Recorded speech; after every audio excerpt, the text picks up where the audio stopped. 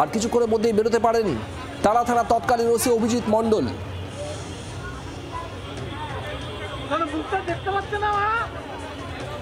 আপনারা দেখতে পাচ্ছেন সেই ছবি, দেখা যাচ্ছে টালা থানার প্রাক্তন ওসি অভিজিৎ মণ্ডলকে আদালত চত্বর থেকে বেরিয়ে আসছেন তিনি। একেবারে এক্সক্লুসিভ জি24 ঘন্টার পর্দায় আমরা দেখাচ্ছি অভিজিৎ মণ্ডল, টালা থানার প্রাক্তন ওসি অভিজিৎ মণ্ডলকে দেখা যাচ্ছে তিনি বেরিয়ে আসছেন। জামিন পেয়েছেন অভিজিৎ মণ্ডল, তার বিরুদ্ধে অন্য কোনো মামলা নেই, আজই জেল মুক্তি। শিয়ালদহ আদালতের সামনে অভিজিৎ মণ্ডল, টালা থানার তৎকালীন ওসিকে দেখতে পাওয়া যাচ্ছে। আপনারা দেখছেন একেবারে সেই ছবি এক্সক্লুসিভ জি24 ঘন্টার পর্দায়। সেখান থেকে রণয় তিওয়ারি আমাদের প্রতিনিধি রয়েছেন। রণয়, আমরা দেখতে পাচ্ছি অভিজিৎ মণ্ডলকে।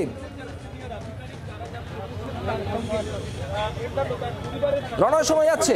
এই মুহূর্তে তুমি দেখতে পাচ্ছ টালা থানার প্রাক্তন ওসি অভিজিৎ মণ্ডল, সেখানে প্রচুর পুলিশ ফোর্স রয়েছে, তার সঙ্গে তার সহকর্মীরা রয়েছেন, সিনিয়ররা রয়েছেন, জুনিয়র অফিসাররাও রয়েছেন এবং তার পরিবারের সদস্যদেরকেও আমরা দেখতে পাচ্ছি। কারণ তুমি জানো যে টালা থানার ওসি যখন গ্রেপ্তার হয় এই ঘটনায়, সেক্ষেত্রে কিন্তু কলকাতা পুলিশের সমস্ত অফিসাররা তারা তাদের ডিপি কালো করে দিয়েছিল, অর্থাৎ তাদের কাছে একটা দুঃখের দিন বলা ছিল, কারণ তারা বলছিল যে অন্যায়ভাবে গ্রেপ্তার করেছে সিবিআই। এরপরে যখন আজকে টালা থানার প্রাক্তন ওসি যখন জামিন পায়, সেক্ষেত্রে দেখা যায় শিয়ালদা কোর্ট চত্বরে যে সমস্ত পুলিশ কর্মী তাদের মনের মধ্যে একটা খুশি আনন্দ, কারণ তারা প্রথম থেকেই বলে আসছিল, ক্যামেরার সামনে না বললেও নিজেদের সহকর্মীরা নিজেদের মধ্যে আলোচনা করতো যে যেভাবে সিবিআই গ্রেপ্তার করেছে। এবং আজকে 90 দিনের মাথায় দেখা যায় যে ক্ষেত্রে চার্জশিট দেওয়ার কথা হলেও সেক্ষেত্রে দেখা যায় চার্জশিট নেই, অর্থাৎ চার্জশিট দেয়নি সিবিআই। এই মুহূর্তে তুমি দেখতে পাচ্ছ টালা থানার প্রাক্তন ওসি অভিজিৎ মণ্ডল, তার সহকর্মীরা রয়েছেন, পুলিশ অফিসাররা রয়েছেন,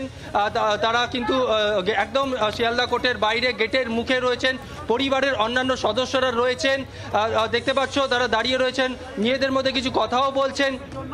এবং আজকে পুলিশ কর্মীদের মধ্যে একটা খুশির দিন, কারণ তুমি দেখতে পাচ্ছ অন্যান্য পুলিশ কর্মীরা এখানে রয়েছে। টালা থানার ওসির বিরুদ্ধে কিন্তু আর অন্য কোনো মামলা নেই।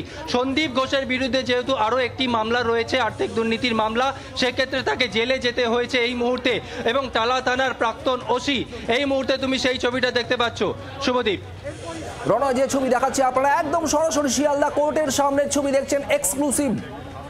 টালা থানার প্রাক্তন ওসি, তৎকালীন ওসি, যে সময় আরজি করে সেই ঘটনা, তরুণী চিকিৎসকের দেহ উদ্ধার, এবং সেই সময় এই টালা থানায় ওসির দায়িত্বে ছিলেন অভিজিৎ মণ্ডল, যদিও পরে তাকে গ্রেপ্তার করে সিবিআই। আজ জামিন পেয়েছেন, 2000 টাকার বন্ডে জামিন মিলেছে একদিকে সন্দীপ ঘোষের, অন্যদিকে অভিজিৎ মণ্ডলেরও।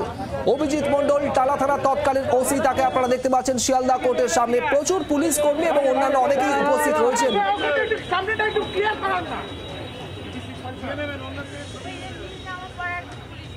আর এখানেই আপনাদের শোনাবো অভিজিৎ মণ্ডলের আইনজীবী। অভিজিৎ মণ্ডল টালা থানা তৎকালীন ওসি, তিনি আজ জামিন পাওয়ার পর আইনজীবীর কি বক্তব্য, কি বলেছেন তিনি।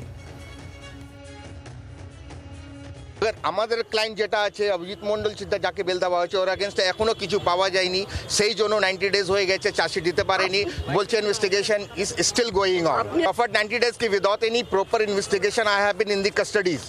প্রপার এখনো যখন ইনভেস্টিগেশনটা এখনো চলছে, 90 days হয়ে গেছে, investigation is still going on. এখনো ইনভেস্টিগেশনে কি এসেছে, কিছু কি আসলো না, সেটা কিছু বলেনি টিল টুডে। 90 days হয়ে গেছে, ইনভেস্টিগেশন চার্জশিটটা দেয়নি, তার মানে এটা ইনভেস্টিগেশনটা কমপ্লিট হয়নি। ইটস মিন ইটসেলফ কি ইনভেস্টিগেশন যেটা চলছে সেটা আমার এগেনস্টে কিছু নেই। বারবার সিবিআই একটাই কথা বলে যাচ্ছে কি আমাদের ইনভেস্টিগেশনটা চলছে, আর ইনভেস্টিগেশনটা আমাদের এখনো চলছে।